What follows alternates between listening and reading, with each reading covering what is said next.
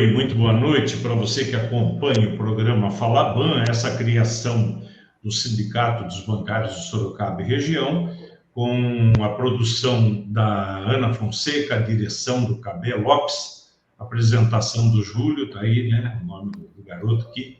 A gente quer agradecer sua participação sempre no nosso programa, quando a gente fala a respeito dos assuntos profissionais, assuntos dos trabalhadores, independente de nem sempre ser da categoria bancária, mas a gente está sempre aqui insistindo em passar para você informações importantes, aquilo que a gente coleta no dia a dia, trazer pessoas importantes aqui, pessoas que têm vinculação com a área trabalhista, e hoje não vai ser diferente. Nós vamos conversar com uma economista do DIEESE, mas eu quero antes aqui deixar um abraço para a Vivian, para o Gustavo e para a Kátia, que são também integrantes do DIEESE, que sempre atendem a gente com bastante carinho. E a entrevistada de hoje foi indicada pela Vivian, que está saindo de férias. A gente quer desejar boas férias para ela e merecidas férias, não é? Ela fez a indicação e hoje nós vamos conversar com a Rosângela Vieira, que é economista do DIEESE, vai conversar com a gente pela primeira vez. Já deixo aqui uma boa noite especial, um agradecimento a ela ter atendido o nosso pedido, e a gente já dá aqui uma abertura, dando um bom programa para nós dois, né, Rosângela? Mas eu gostaria que você, já na sua apresentação, fizesse um resumo do seu trabalho, quem é a Rosângela, o que faz, para onde vai, para a gente depois começar o programa. Fique à vontade, boa noite. Tá certo. Oi, Júlio. Bom, primeiro agradecer, né, pelo convite, né? O convite foi para a Vivian está em férias, então também desejar boas férias para minha colega. E, bom, eu sou a Rosângela, né? Sou técnica do DIEESE, economista, tenho mestrado em economia política, atuo, né, na assessoria sindical há mais de 10 anos e atualmente estou na assessoria do Sindicato dos Bancários de São Paulo. Então, também acompanho as negociações, né, da categoria. Além disso, eu sou professora da Escola DIEESE Ciências do Trabalho.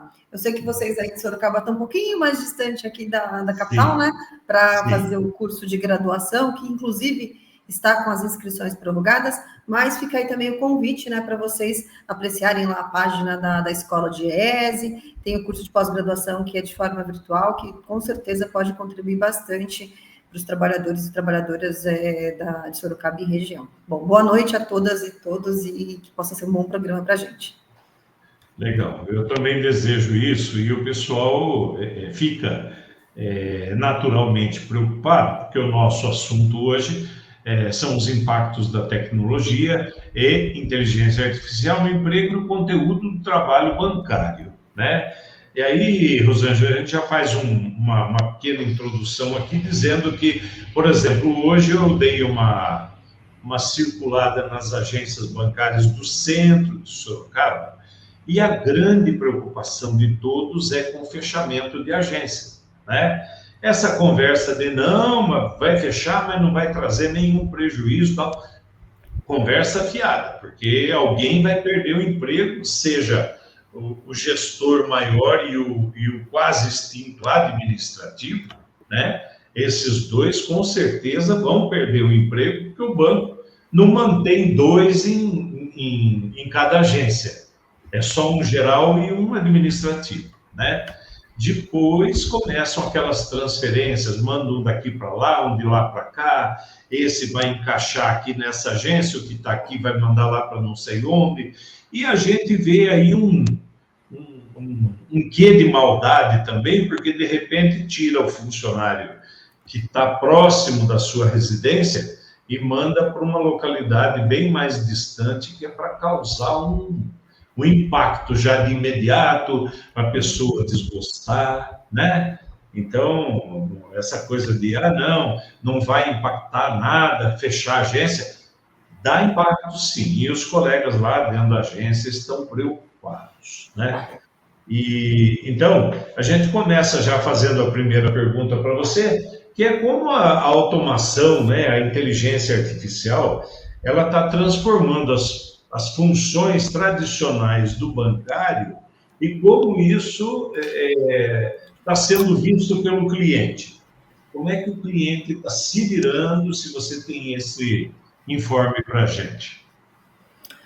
Tá, vamos lá. Acho que vale a pena fazer um pouquinho de uma introdução, né, sobre essas questões Sim, relacionadas a que a gente chama de digitalização dos bancos, né, ou do próprio sim, sistema financeiro como um todo. Né? Então, primeiro dizer que é um setor que é tradicionalmente ligado às inovações. Então, hoje a gente está falando muito de chat, de inteligência artificial, mas se a gente for pegar aí na história do setor bancário, é um setor que sempre teve à frente das inovações, né? E as inovações, elas têm um quê de força determinante dentro do setor, até como forma de ampliar, de diminuir custo, né? Custo operacional e ampliar a receita, ampliar a rentabilidade, ampliar o lucro, que é o que os bancos sempre estão buscando. Né? E o que a gente percebe é que existe um aprofundamento dessas inovações, né? Especialmente no pós-pandemia. Né? Então, essa situação, né, de inovações, elas têm um cenário por trás, que é claro que são os investimentos. Né? Os bancos, só para a gente ter aqui um dado, né, de acordo com os próprios números da Febraban, né, a pesquisa de tecnologia bancária, inclusive essa pesquisa é uma pesquisa anual, eles têm aí, a Febraban tem uma página especial, né, para tratar sobre esse assunto e traz alguns dados relacionados aos gastos e aos investimentos com tecnologia. Só o ano passado, em 2024, estima aí mais de 47 bilhões de gastos, tanto em investimento quanto em despesas, né? Então, se eles estão fazendo altos investimentos, né? Esses altos investimentos, obviamente, é para ter um retorno, né?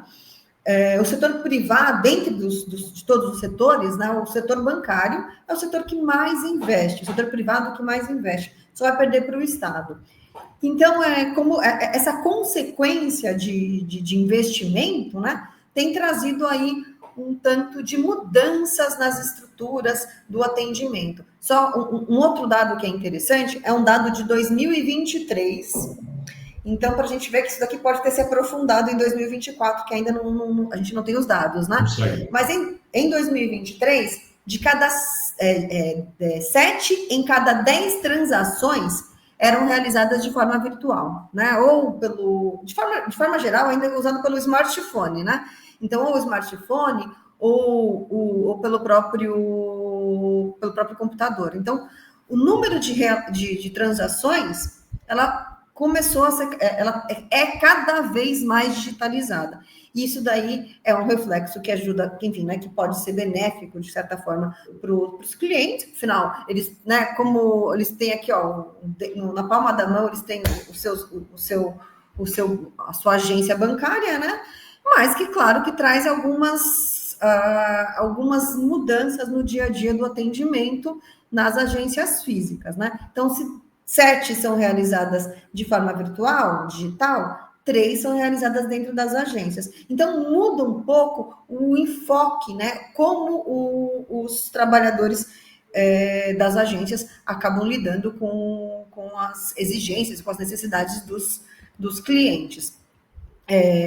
Claro que, assim, acho que a gente tem que deixar, trazer essa questão que, enfim, utilizam essa prerrogativa, né, utilizam como justificativa essa ampliação dos investimentos, essa ampliação da digitalização para a diminuição das agências, né? Então, tem fechado muita agência. Então, só para a gente ter aqui uma ideia de número, entre 2023 e 2024, foram fechadas aí mais de 1.300 agências em todo o Brasil. Né? Então, agências bancárias. E, consequentemente, uma redução nos postos de trabalho, como você mesmo Sim. falou, né, Júlio? Então, fecha uma agência, fecha um emprego direto, que é o emprego bancário, e é claro que a gente também tem que pensar nos empregos indiretos que são fechados, né? Como segurança e todo o entorno que vai mudando, o entorno regional, né, que muda com essa perda desse posto de trabalho. Afinal, é um trabalhador que está indo menos tomar café, que está indo menos almoçar e afins, né? Então, a gente vai ter aí uma mudança né, direta e indiretamente. E esse trabalhador, e aí quando fecha uma agência, são direcionados para outra agência, né? A população é direcionada para outra agência. Esse trabalhador que está nessa outra agência, ele sofre pela intensidade de trabalho também. Né? Então, acho que uma mudança que pode ser vista no dia a dia do trabalhador, como também esses chats, né? Esses chats bots, como as inteligências artificiais, e como tem também ampliado a intensificação do trabalho do bancário que permanece na agência física. Eu estou com uma certa surpresa hoje, estou espantado porque eu visitei duas das maiores agências de banco privado de Sorocaba, hoje o Bradesco e Itaú, e as duas agências estavam com bastante clientes dentro, como fazia tempo que eu não via, né? Agora, o Bradesco, aqui no corredor central de Sorocaba, eram 4 agências, e ficou uma só, né? Fechou, agrupou, juntou, aproveitou o prédio maior que tinha e os que sobraram ficaram ali dentro. O Banco Itaú, para fazer uma conta rápida, no mínimo foram fechadas 2 agências e ficaram 2, né? Só no corredor central, repito, só no corredor central. Então, o impacto no emprego está sendo também alto, porque a gente acaba descobrindo só depois de 2, 3 meses que fulano, ciclano, beltrano não são mais bancários porque foram dispensados, que não existe mais a necessidade de homologar no sindicato. Também tem esse outro problema. Exatamente. Né? Exatamente. Rosângela, eu só esqueci de falar para o pessoal nosso, né? Nós estamos fazendo a gravação desse programa agora, porque a Rosângela, à noite, ela tem um outro compromisso, ela não poderia participar aqui da nossa live. Então, nós estamos gravando esse programa, que vai ao ar às 19 horas, no horário normal, mas por impedimentos da nossa entrevistada, que era muito importante poder trazer a Rosângela aqui para falar com a gente. Eu falei da diminuição de agências, você ia falar alguma coisa? Então, o que eu ia comentar é que essa diminuição de agências, né, então você acaba... primeiro que você começou a forçar os clientes, né, a utilizarem os canais digitais. Né? Então, a gente percebe que, muitas vezes, a contratação de crédito, por exemplo, às vezes é muito jogado para o formato digital, né? E aí acaba sendo uma forma de exclusão de parte da população que não tem esse letramento digital, ou que tem alguma dificuldade de acesso, ou que não tem internet, por exemplo. Então, é uma situação de exclusão bancária também, né, para parte da população. Então, e aí essas pessoas, elas são direcionadas para as agências e acabam tendo aí, né, as agências acabam ficando aí com uma certa superlotação de pessoas e a dificuldade de atendimento, e como isso provoca também um cansaço, inclusive, para os trabalhadores, né? E aí, eu acho que além, né, claro, desse formato, né, dos clientes estarem cada vez mais próximos dos canais digitais, a gente vai ter também uma outra situação, que é como os bancos, eles acabam restringindo o crédito, né? E enfim, o Bradesco, o próprio Santander, o Bradesco, acho que especialmente, né, mencionaram no ano passado a sua reestruturação, e são reestruturações focadas em clientes de rendas maiores, né? E aí você vai ficando um vácuo. Esse vácuo é para a população carente, para a população, né, que vai tradicionalmente nas agências físicas, e esse vácuo ele tem sido preenchido. Eu creio que você, Júlio, pode até falar muito melhor do que eu, que é o como tem crescido as cooperativas de crédito, né? Então, os postos de atendimento... Então, a gente vê uma situação seguinte, né? Então, se por um lado fecha-se uma agência bancária tradicional, por outro lado, tem crescido o número de agências, né, de postos de atendimento de cooperativa de crédito. Então, parte da população que tem talvez dificuldade, inclusive, ou exclusão digital, elas são levadas às cooperativas de crédito. Então, a gente tem visto também, além desse processo de digitalização, mudanças no próprio sistema financeiro. Então, essas mudanças, elas estão relacionadas, claro, aos padrões de inovação, mas também com as questões de regulamentação do sistema financeiro, com a entrada de novos agentes, né? Então, tanto as cooperativas de crédito, que existem há mais tempo, mas elas estão cada vez mais presentes, e também com as fintechs, né? Essas empresas que muitas vezes não são nem do sistema financeiro, não estão nem no ramo financeiro, né? Não são cooperativas, não são financeiras, são instituições de pagamentos que têm autorização, mas que têm aí para os trabalhadores condições muito díspares, né? Muito diferentes do que foi alcançado pela categoria bancária.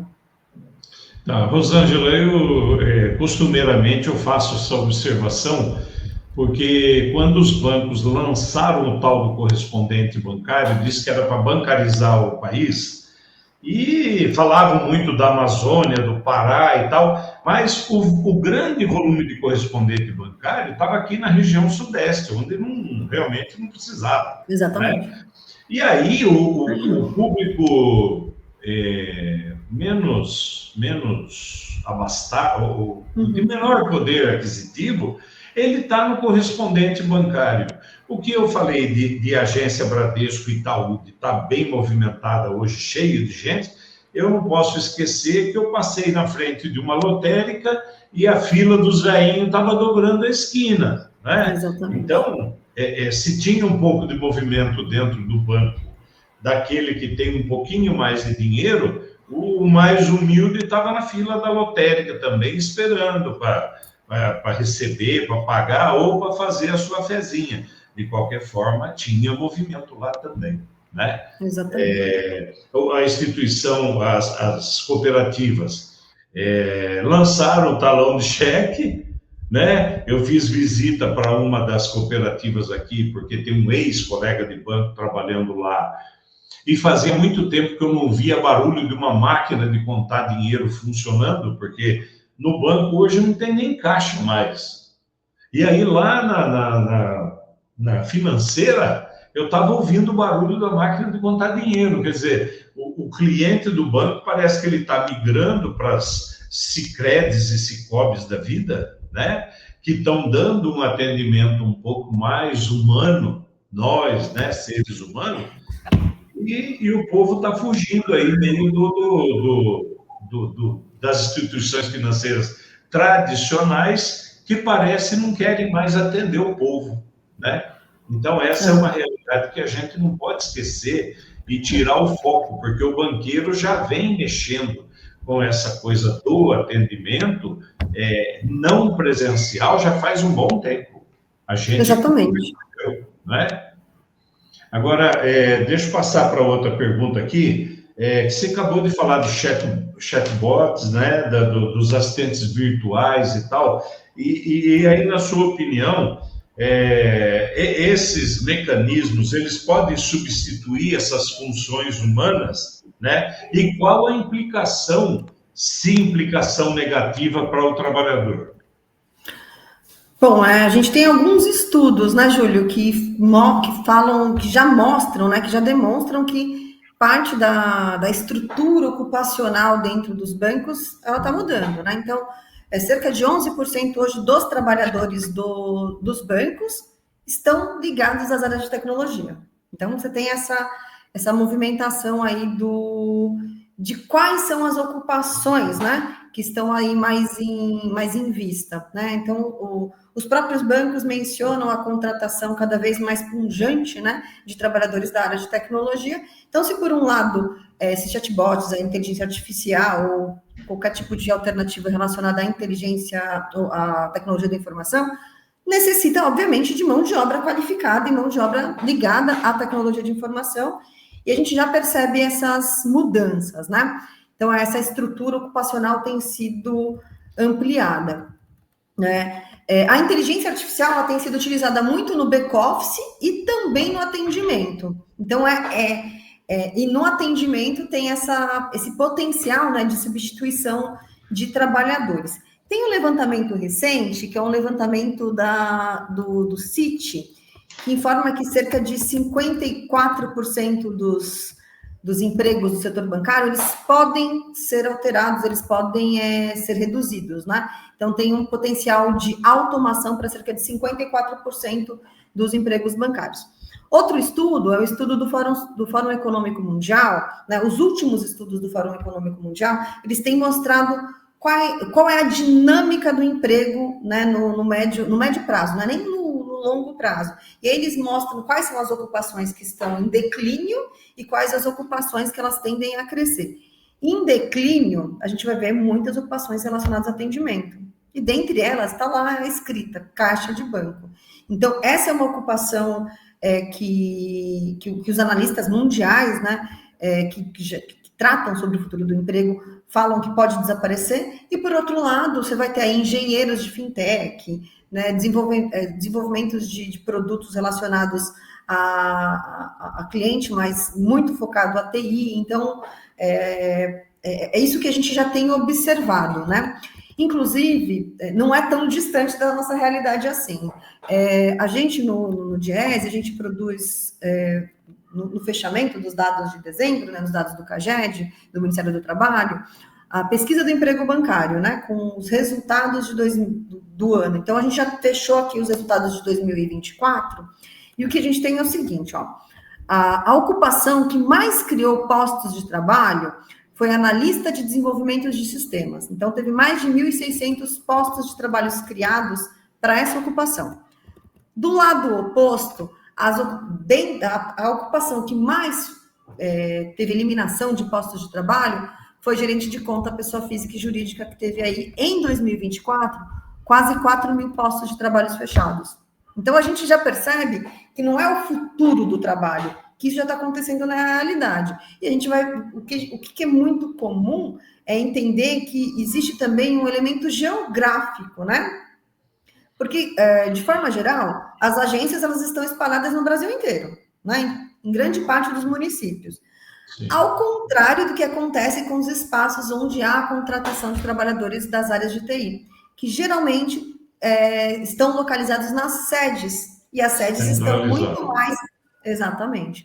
Então, além dessa mudança da estrutura ocupacional, a gente tem também, dentro do setor bancário, uma mudança na estrutura geográfica do emprego. E também a gente pode fazer aqui também um recorte de gênero, que tradicionalmente, né, são ocupações que são associadas aos homens, né? Então, também já foi discutido isso, inclusive em mesa de negociação, né? A tendência de uma uma tendência de mais homens, né? Masculinidade. Poxa, obrigada. É isso. Dentro do setor bancário, né? Mais homens no setor bancário, né? E então é algo para a gente pensar, né? E trazer também dentro das negociações coletivas. Você disse que tem mais homens que mulheres no banco, foi isso? Não, o que eu disse é nas ocupações ligadas às tecnologias. Então, ok. Porque quando o que está acontecendo nos bancos? Então, você perde empregos nas agências. Por outro lado, você amplia empregos nas áreas de TI. Então, isso vai criando um hiato maior, né? Mais homens contratados, porque os homens estão tradicionalmente nessas ocupações, e nas agências a gente sabe que tem um número grande de mulheres, né? Especialmente nas agências dos bancos privados. Então, essa tendência de mais homens na categoria tem sido verificada por conta dessa ampliação de postos de trabalho na área de TI. Inclusive, na última convenção coletiva, já foi inclusa uma cláusula, né, que aborda essa temática, mulheres na tecnologia da informação, com a concessão de bolsas, que é para incentivar, né, as mulheres nessas... a permanência, né, e a inclusão de mulheres. É claro que a gente também precisa passar por isso, tem que ser também algo de políticas públicas, né? Porque a gente está falando aqui de uma categoria, mas é uma tendência que não está para além da categoria bancária, né? É uma tendência do futuro do emprego de forma geral. Rosângela, o Adalto, que é o negociador da FENABAN, nas negociações, nas datas em que a gente se reuniu, ele surpreendeu 2 vezes a nós, né, do movimento sindical. Primeiro, colocando a nomenclatura assédio moral e assédio sexual em substituição ao conflito no local de trabalho, que eles não admitiam o assédio. E isso em virtude dos Jogos Olímpicos, que viram lá os atletas que eram muito cobrados por seus treinadores. Então, foi um negócio que a Olimpíada mexeu na nossa realidade, né? Quando a gente falava que não, nós estamos sofrendo assédio aqui e tal, precisou a Olimpíada provar para eles que tinha esse problema do assédio moral, sexual, bastante latente no nosso meio. E o outro era a contratação, o chamado, se eu não errar aqui, 3.000 vagas de TI para o sexo feminino, que eles queriam levar, né, essa função também para as mulheres, predominantemente masculino, né? Então, ele trouxe também essa novidade para a nossa convenção coletiva. Nós agradecemos a criação de novas vagas, mas sempre com aquele pezinho atrás para ver, peraí, vocês estão criando 3.000 para mulher, mas vão mandar 3.000 homens embora? Ele disse que não, né? Então, a gente precisa ficar esperto aí. Nós temos 40 minutos de programa, então eu não quero me alongar aqui para não atrapalhar a sua fala, tá? Fica tranquilo. Só vou fazer aqui um parênteses, né, sobre essa questão das mulheres na tecnologia. Na verdade, não é a contratação de 3.000 mulheres, né? É a concessão de bolsas, né? Bolsas para capacitação, né, de 3.000 mulheres. Isso. E apesar, né, de, enfim, isso daí não quer dizer que homens perderão postos de trabalho, né? Muito pelo contrário. É mais para incentivar mesmo as mulheres que não estão tradicionalmente, né? Isso daí faz parte de questões estruturais, né? De gênero, né? E a gente precisa fazer sempre esse debate. E aqui um outro dado, né? Também de 2024, só para vocês terem um pouco de ideia. O fechamento de postos de trabalho em 2024 foi de 6.198. Então, é o número de vagas que foram eliminadas pelo setor bancário no ano.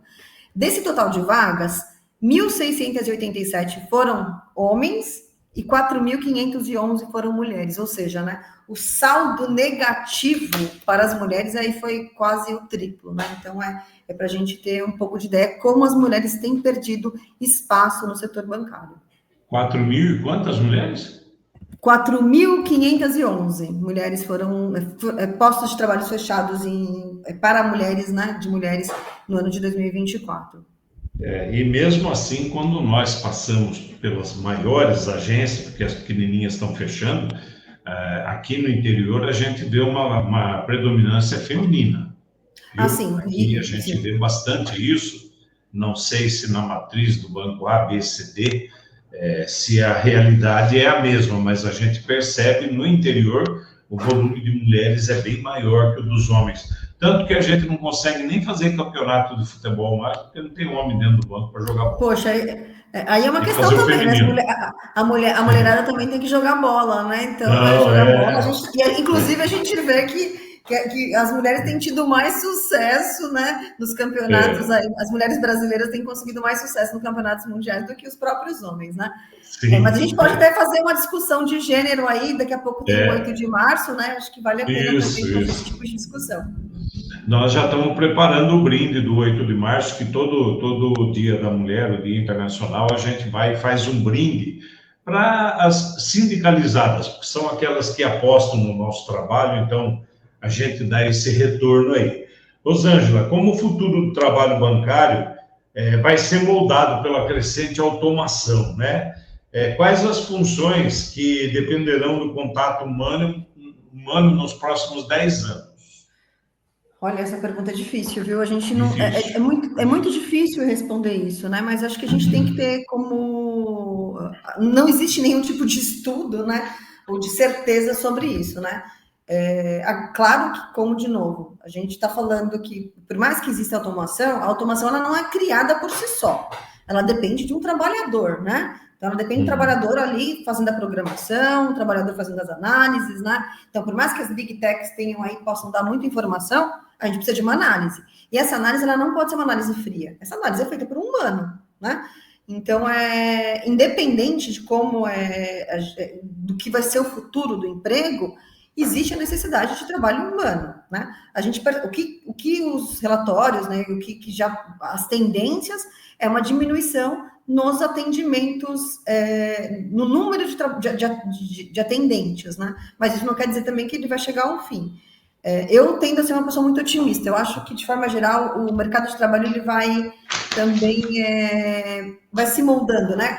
Existe a destruição de postos de trabalho, mas existe também a criação de postos, né? Mas para além dessa criação e dessa destruição, o que a gente precisa pensar é no grau de intensidade desses trabalhadores, né? Os que estão no dia a dia, né? Por exemplo, no caso dos bancários dentro das agências, como esse grau de intensidade ele influencia na saúde mental e como isso traz atrasos para a sociedade.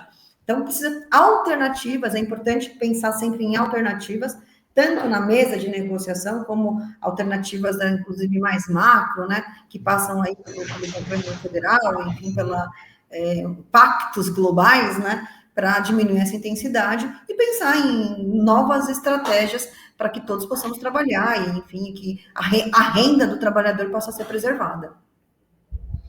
Eu, quando falo em inteligência artificial, eu já traço um paralelo com os problemas de saúde mental do trabalhador que a gente está vendo, né, tem aumentado bastante. Por exemplo, problemas de burnout, tem gente que fala de um jeito e do outro, eu ainda não descobri o real, mas esse adoecimento do trabalhador hoje que a gente pode comparar com as Léa Dort do passado, totalmente. São oriundas do excesso do trabalho, das cobranças de meta fora de propósito, que parece que quanto menos trabalhador dentro do banco, maior é a cobrança em cima daquele que ficou, né? Então a gente fala assim, pô, mas onde que a inteligência artificial está ajudando? Está ajudando quem? Está ajudando o dono do banco, o dono da lojinha, né? O dono do estabelecimento, porque o trabalhador ele continua tendo que produzir, correr atrás. Eu estava vendo hoje a meta de uma funcionária do banco era de 18 milhões no mês, 18 milhões. E ela já tinha, como ela mesmo falou, por uma grande sorte, ela já tinha cumprido 17 milhões da meta, faltava mais 1 milhão dos quebradinhos. Mas esse número me assusta, né? Eu estou assustada também. Não é 20 reais que você tem na carteira, que você está, não. Milhões, 18 milhões, uma única pessoa. E se você tiver 3, 4 na mesma graduação, no mesmo cargo que essa funcionária que eu conversei, você tem que multiplicar esses 18 milhões por 4. 36, 72 milhões no mês, né? Eu fiz uma conta rápida aqui, mais ou menos isso. Então, onde é que a inteligência artificial está ajudando o trabalhador? Eu não vejo. Pois é, eu vou fazer até uma comparação que eu acho que é ótima, né? A gente lembra lá dos tempos modernos, né, do Chaplin, né? Que é aquela esteira, né? A esteira produtiva lá da fábrica fordista, né? E aí, em determinado momento, a esteira ela era acelerada. E aí o Chaplin ficava maluco, porque ele tinha que dar conta, né, do trabalho. É a mesma coisa que acontece. Então, você tem aí uma intensidade ampliada do trabalho, porque você tem muito mais informação, você tem muito mais meta. Então, esse trabalhador bancário ele tem que lidar com esse fluxo maior de informações, com um número maior de clientes para atender, porque afinal, né, as outras agências foram fechadas, né, com metas cada vez mais abusivas. Então, a intensidade do trabalho dele está que nem o Chaplin, ele tem que acelerar o ritmo de trabalho. E esse aceleramento, ele provoca adoecimento. E não é o adoecimento que a gente via lá nos anos 90, no início dos anos 2000, que era a Léa Dort, né? Que era os esforços para movimentos repetitivos, né? Agora são movimentos repetitivos mas mentalmente desgastantes, né? E como burnout, doenças de cunho psiquiátrico, né? As doenças de cunho que chamam de cunho comportamental, tem ampliado, tem trazido desgaste, adoecimento e afastamento para a categoria. E aí a gente existem aí acho que possibilidades, né, para melhorar a condição de vida desses trabalhadores, né? É bem isso. Eu não perco a oportunidade de falar. Eu, quando deparo com essa coisa de as coisas estão acontecendo, já aconteceram antes, eu lembro de Cazuza, né? Eu vejo o futuro repetir o passado e um museu de grandes novidades, né?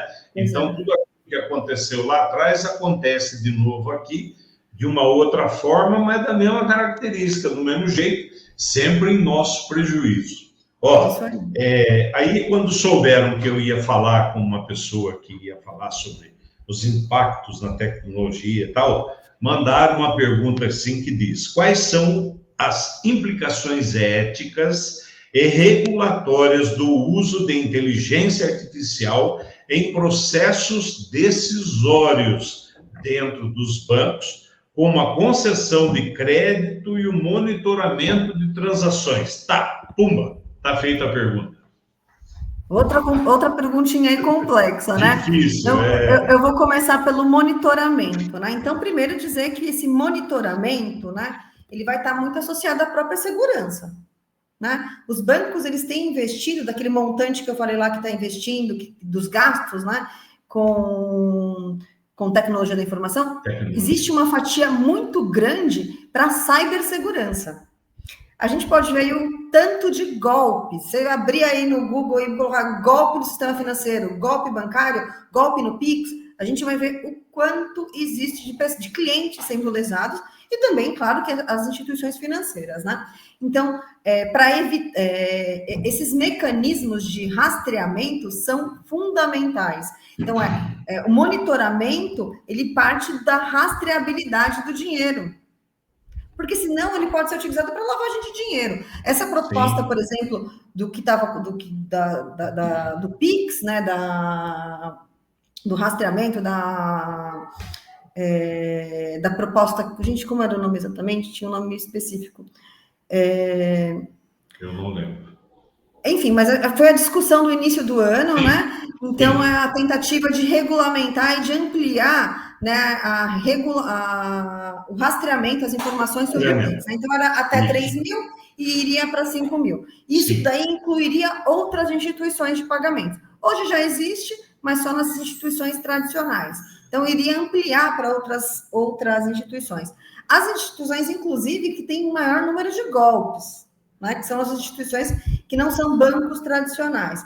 Então, essa rastreabilidade é importante, porque o primeiro que é o Banco Central, a gente não está falando de um agente privado, a gente está falando de um agente que, por mais que tenha uma autonomia, tem que estar alinhado às expectativas do Estado, né?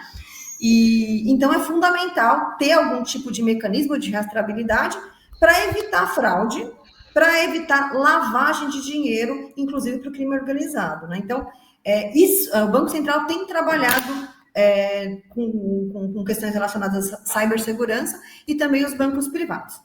Agora, em relação às questões de concessão de crédito, como a inteligência artificial pode ser utilizada, primeiro que a inteligência artificial, ou mesmo a quantidade de informações, ela pode, né, não estou falando do que deve ou que acontece de fato, a ampliar as restrições de crédito. Então, a gente já tem um sistema que tem muitas restrições, né, especialmente para as camadas mais pobres e para as empresas que têm menos capital, né? Então, isso já existe uma dificuldade para as pequenas e médias empresas e para a população camada mais pobre, de bancarização no sentido de acesso a crédito. Então, Sim. tendo um número maior de informações, isso pode limitar ainda mais. E aí é o papel do Estado, né, especialmente através dos bancos públicos, dar condição para que essa população, né, não fique fora do sistema de crédito, especialmente, né? E também, né, dar condições para que exista uma certa regulamentação para que evite que tenha qualquer tipo de ranqueamento ligado às questões sociais, né? Então, ou discriminatórias, que pode ser um grande problema, né? A inteligência artificial, ela é inteligente, mas ela parte de inteligente, mas entre aspas, né? Ela é insensível, né? E às vezes ela utiliza de estatística para falar assim, olha, quais são os padrões de criminalidade, por exemplo, quais são os padrões de pessoas que devem, que têm dívidas com concessão de crédito. Então, isso daí pode ser um padrão insensível, né? Que pode ser prejudicial para as famílias. Então, aí a importância dos bancos públicos e também do Banco Central que possa regulamentar e regularizar todas essas ações. Porque o pobre não está tendo vez mais no banco particular, porque ele está sendo colocado para o correspondente bancário, né? E só vai ser atendido lá na máquina de autoatendimento, porque o caixa já não existe mais, tem toda essa gama, né, de prejuízo para a população mais carente, né? Então, só vai complicando as coisas. Quero aproveitar que você falou do investimento, né, em segurança e tal.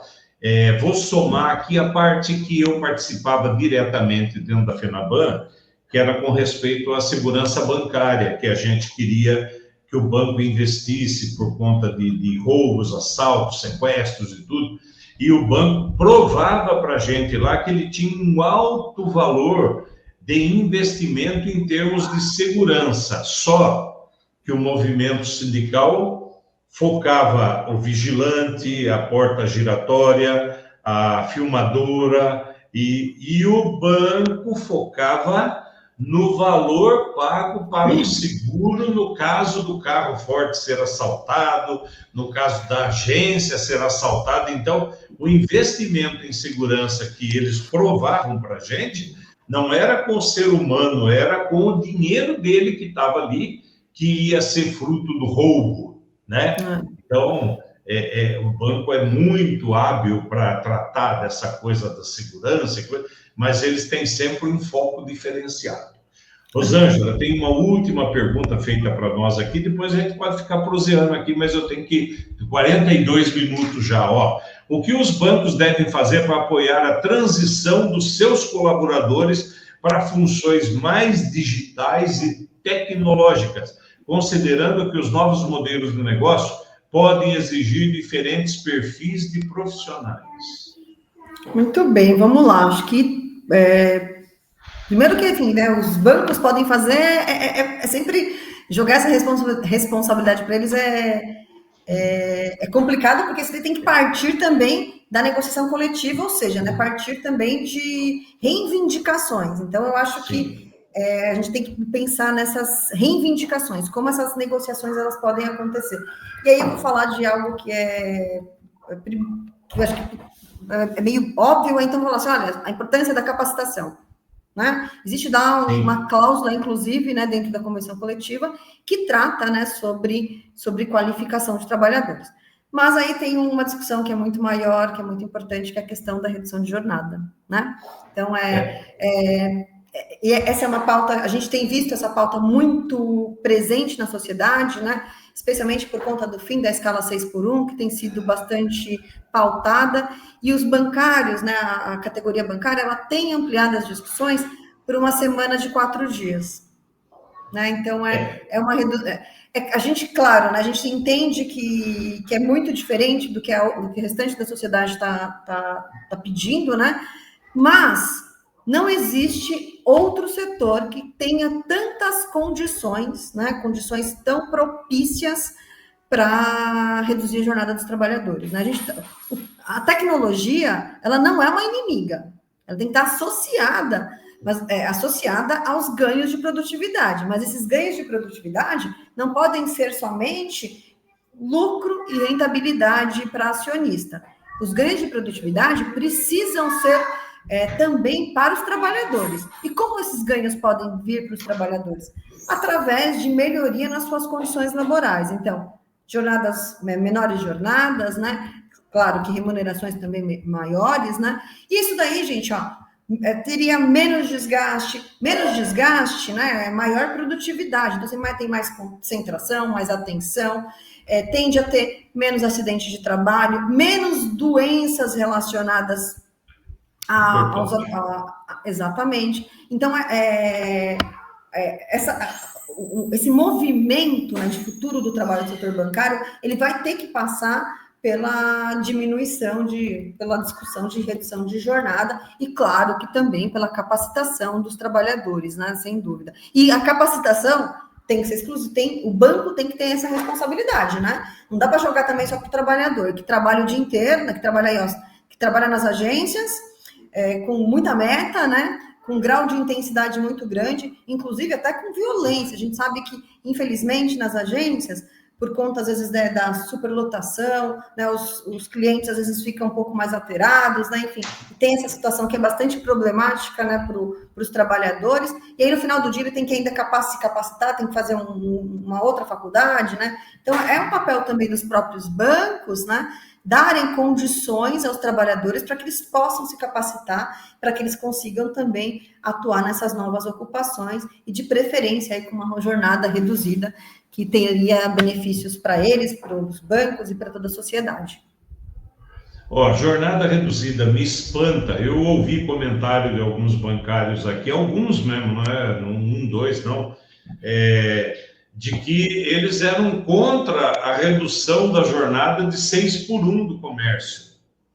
Eu acho legal isso, porque a pessoa já tem jornada 5x2, nós estamos tentando a 4x3, e ele acha que o 6x1 não tem que mexer, tem que deixar desse jeito, porque é melhor ter 6x1 do que ter 0 emprego, né? Então, como é fácil pegar e analisar a vida do outro, né? Como é fácil botar empecilho, botar função nas costas do outro. Eu acho isso horrível. Falando da capacidade ou da categoria que tem condição de trabalhar uma jornada menor, que você fala, o bancário tem, nós já temos hoje o teletrabalho e o home office. Essas pessoas praticamente ficam em casa, não que estão em casa de perna para cima, mas estão trabalhando ali com o seu recurso próprio, com a sua internet, com o seu computador, com a sua máquina, com o seu cafezinho, água, luz, telefone, e que poderia trabalhar menos, né? Ou a agência também não funcionar tanto tempo, porque nós não queremos que o banco fique fechado 3 dias. Nós queremos fazer uma jornada... Isso. Mas tem gente que está pensando isso, quer dizer, o banco vai fechar, então, sexta, sábado e domingo, né? Não é isso, nós queremos dividir a jornada para que uma turma trabalhe 4 dias, a outra turma trabalhe 4 dias e que seja respeitada a jornada de 5 dias semanais de abertura para o cliente, né? Exatamente. Mas aí é mais fácil fazer a interpretação do ruim, né? Da fake news, né? Dessa fala, para tentar fazer a nossa ideia minguar. E a categoria bancária foi a primeira a colocar em mesa de negociação essa coisa da jornada diminuída de 4x3, né? Que já é a segunda convenção coletiva colocada de 2 anos, né? De 2 em 2 anos, então a gente já colocou lá atrás. É uma judiação que o brasileiro ainda viva uma ilusão de que uma outra forma de governo é melhor, né? Que as coisas que estão acontecendo hoje é por culpa do governo atual. Não, tem coisa que vem arrastando, que é consequência de o que está sendo programado ou colocado em prática hoje, o que foi aprovado ontem, anteontem, né? Então, tem toda uma dinâmica aí que não é culpa da gestão atual, né? O que a gente precisa tomar um pouco de cuidado com essas fake news que são criadas para destruir aquilo que nós queremos construir de bom e que devolva ao trabalhador a saúde, que você acabou de citar aí, e é uma preocupação nossa, porque vocês, mulheres, quando a gente tem a oportunidade de estar conversando dentro do banco e abre a bolsa para pegar uma caneta, um óculos ou qualquer coisa, a gente vê o remedinho tarja preta lá dentro, né? O homem esconde na gaveta, põe no bolso, toma em casa, a mulher carrega na bolsa. Então, quando você tem a oportunidade de, sem querer, olhar dentro de uma bolsa, quando ela abre para qualquer outra coisa, você vê lá o remédio tarja preta, né? Significa que a saúde não está indo bem. Não é mesmo? A sociedade está adoecida, né? Infelizmente não é algo que acontece somente na categoria bancária, né? Mas a gente tem dados que mostram que a categoria bancária é a categoria que tem mais tido número de afastamentos por doenças mentais e comportamentais, né? Em questão de como às vezes as pessoas, como os trabalhadores veem, né, a diminuição de jornada, é sempre um problema, né, que tem sido construído, né? Então é o individual sobre o coletivo, né? Então, ó, se eu estou indo bem, se eu tenho minha casa que está num condomínio fechado, que tem segurança, que eu tenho meu carro, que eu consigo pagar com escola particular, enfim, se eu estou indo bem, ok, né? Quando na verdade a gente tem que pensar que é uma questão da coletividade, né? Todo mundo trabalhando com salários justos, né? A sociedade ganha, né? Redução de jornada tem um potencial para diminuir desemprego. Diminuir desemprego, você tem maior dinâmica da economia. Maior dinâmica da economia, todo mundo ganha, né? Então, não é fechar as agências, e não é que as pessoas não vão conseguir cumprir as metas, né? É, inclusive, também diminuir as metas desses trabalhadores, né? As discussões, elas são muito complexas, né? Mas elas precisam ser travadas, porque você tem percebido, né, quando eu olho os dados, quando a gente verifica os dados, a gente também analisa os dados do fechamento de agências, a gente quer emprego para todo mundo, né? E quer emprego de qualidade, e quer emprego que tenha as garantias que a categoria bancária, por conta de muita luta, por conta de muita negociação, conseguiu dar para esses trabalhadores, né? Não é que continuar dando todas essas garantias, né, com menor tempo de trabalho, para que as pessoas consigam desfrutar da vida, né? A gente não pode esquecer aí, como você citou aí, Cazuza, tem uma música do Paralamas que fala assim, ó, eu acordo para trabalhar, eu durmo para trabalhar, eu não tenho tempo de ter o tempo livre de ser. Então, para que as pessoas, para que a comunidade, para que a sociedade, para que os trabalhadores tenham tempo livre, né? Esse tempo livre é um tempo para utilizar da melhor maneira possível, estudando, ficando com a família, indo para a igreja, tendo tempo livre, né? A gente só não pode só vender a nossa força de trabalho, a gente precisa também ter tempo livre para a gente. É verdade. E eu lamento muito porque a música sempre tem uma mensagem muito importante, né? A minha geração, pelo menos, que conheceu MPB, Bossa Nova, e aí, hoje em dia você ouve esses músicos cheios de tatuagem, coisa. Para mim não vem mensagem nenhuma, as antigas é que para mim são boas. Mas tem música boa nova também, viu? A gente precisa, como diria a música, né? O novo sempre vem. O novo vem com coisa boa também. A gente precisa ser aberto ao novo também.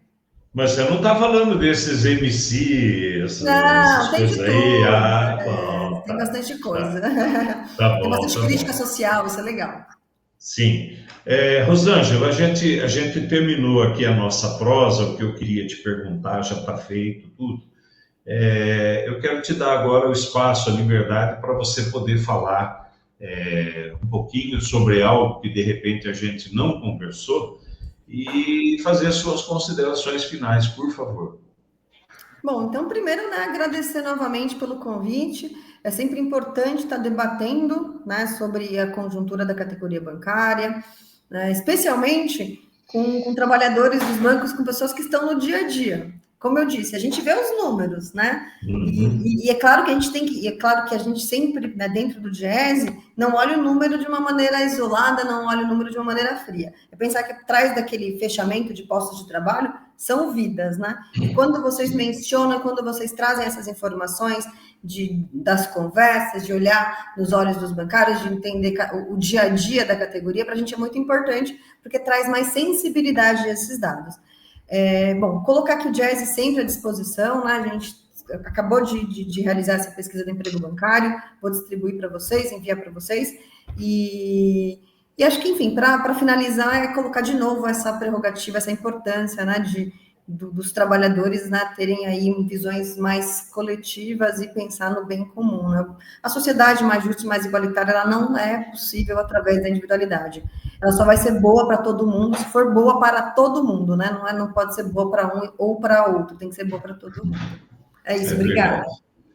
Rosângela, eu só quero finalizar aqui dizendo que o sindicato tem ali a dinâmica das negociações, vocês participam das negociações ativamente, quando a gente senta com o banqueiro, discute e tal. E em 2022, nós fechamos o acordo lá em torno de 5%, não vou lembrar o número exato agora. E aí o Júlio... Oi? Acho que foi 4,68, se eu não me engano. De 22. Isso, 22, não, é isso. E aí o Julião vai feliz para dentro do banco, que a gente conseguiu um ganho real e tal. E aí a gerente do banco fala assim, grande porcaria essa negociação aí. O aumento da escolinha do meu filho foi de 15%, né? Desvalorizando por completo uma negociação coletiva em nível nacional, né?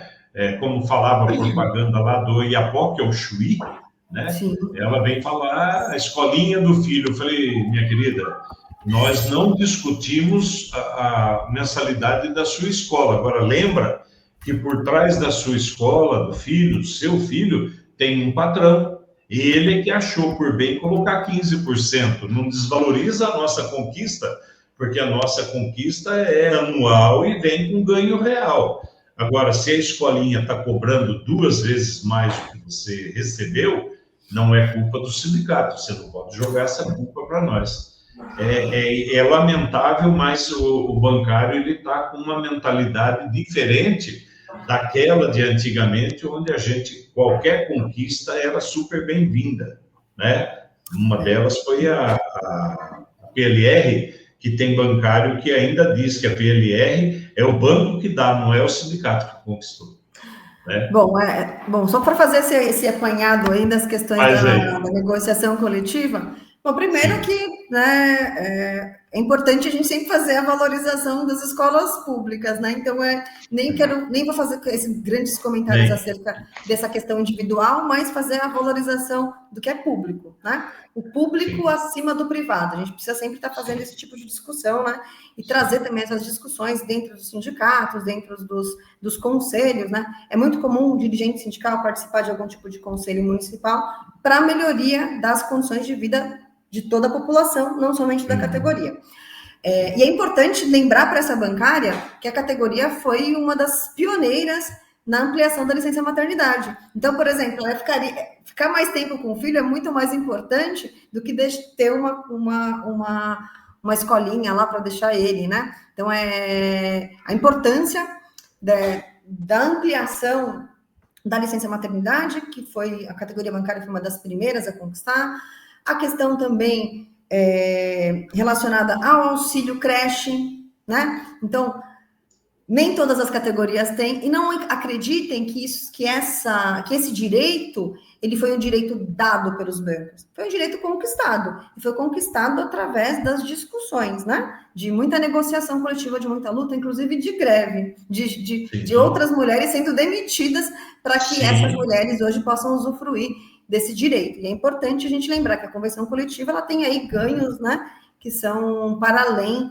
do reajuste salarial. O reajuste salarial ano passado foi 0,5% acima da inflação, esse ano já tem a previsão de 1% acima da inflação, e a inflação, a gente pode aí fazer uma outra discussão sobre a inflação vai ter um peso diferente para cada família, para cada grupo familiar, né? Então, tem pessoas que vão sentir mais a inflação do preço dos alimentos, né, que hoje é algo que está sendo bastante discutido, mas tem famílias que vão falar que é remédio que pesa mais, outras famílias que têm mais jovens, por exemplo, a senhora, não, é diversão que pesa mais na minha cesta de alimentos. Então, a inflação, por mais que ela tenha tem indicador, né, esse indicador tem método, tem cálculo formal, cada pessoa, cada indivíduo sente diferente, né?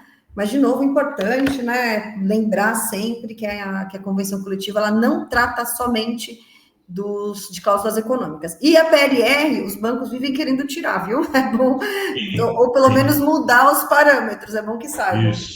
Isso. Bom, isso aí dá prosa para uma outra para bastante entrevista. Tempo, Júlio, com certeza. Então tá. Rosângela, quero agradecer muito sua participação aqui, fiquei muito feliz, muito contente com a sua disposição de tempo para a gente poder ter conversado, porque é um assunto importante que está ali na cabeça do trabalhador, ele já está preocupado se ele vai continuar ou não vai continuar empregado, e aí você já deu algumas informações para a gente. que é importante que todos acompanhem. Eu agradeço muito você. Se você tiver disposição, se você quiser voltar com um outro assunto, ou mesmo que esse, o canal está aberto, a Ana está à sua disposição, é só ligar, conversar, e a gente vai estar aqui conversando de novo sobre esse ou qualquer outro assunto que seja relacionado ao coletivo de trabalho, tá bom? Tá certo. Obrigada, Júlio. Um abraço para você, um abraço para a Ana e para todo mundo que acompanhou com a gente essa conversa. Até Eu mais. agradeço bastante. Não desliga, não. A gente vai terminar o programa aqui. Eu quero mandar um beijo para a Alice, uma para a Vitória, uma para a Fênia, que acompanha o meu programa lá. Gostam do tio aqui, então o tio fica à disposição 1 hora sempre. Eu não consigo fazer 40 minutos, não tem jeito. Aguarda mais um pouquinho aí. Vou me despedir de todos. Uma boa semana. Segunda-feira que vem a gente está de volta aqui pelo YouTube com a produção da Ana Fonseca, direção do Cabel Lopes. Valeu, gente. Um abraço. Tchau. Até semana que vem.